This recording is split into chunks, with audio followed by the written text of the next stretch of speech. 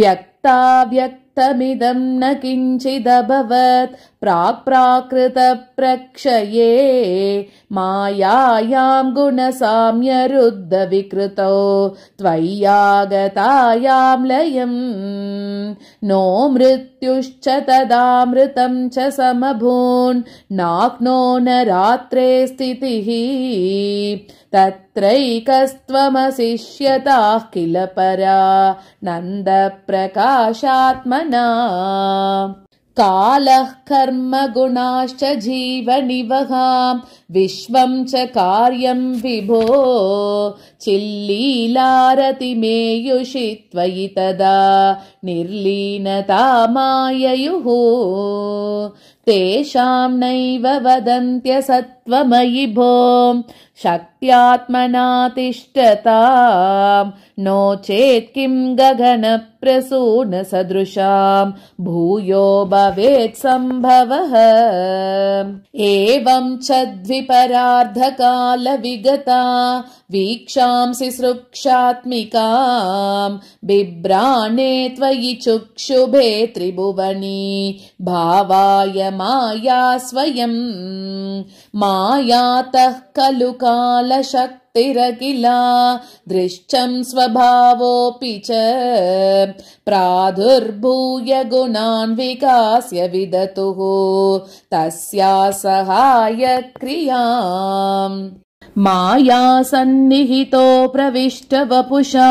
साक्षीति गीतो भवान् भेदैस्तां प्रतिबिम्बतो विविशिवान् जीवोऽपि नैवापरः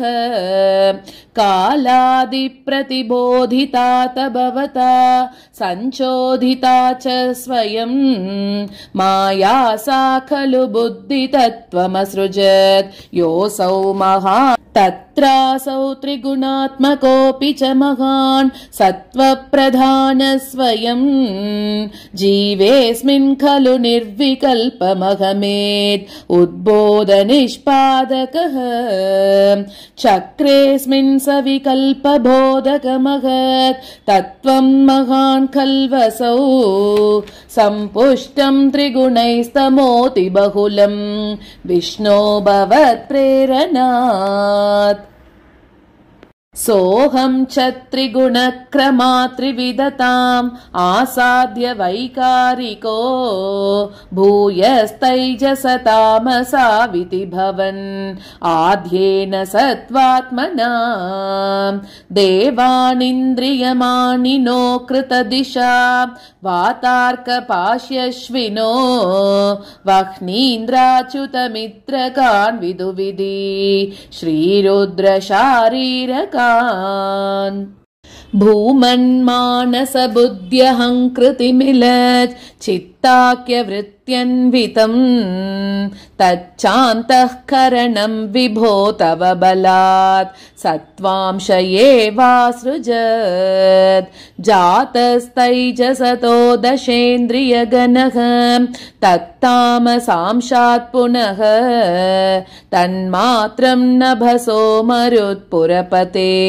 शब्दो जनि त्वद्बलात् शब्दाद्योम ततः ससर्जित विभो स्पर्शं ततो मारुतं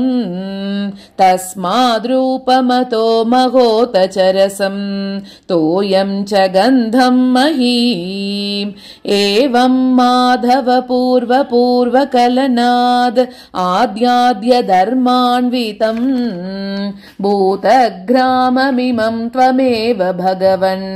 प्राकाशयस्तामसात्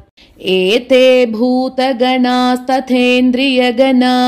देवाश्च जाताः पृथक् नो शेखुर्भुवनाण्डनिर्मितविधौ देवैरमीभिस्तदा त्वं नानाविधसूक्तिभिर्नुतगुणः तत्त्वान्यमून्याविशम् चेष्टाशक्तिमुदीर्यदा निघटयन् हैरण्यमण्डं व्यदाः अण्डं तत्खलु पूर्वसृष्टसलिले तिष्ठत्सहस्रं समाः निर्भिन्दन्न कृताश्चतुर्दश जगद् रूपं विराडाह्वयम् साहस्रैः करपादमूर्धनिवहैः निःशेषजीवात्मको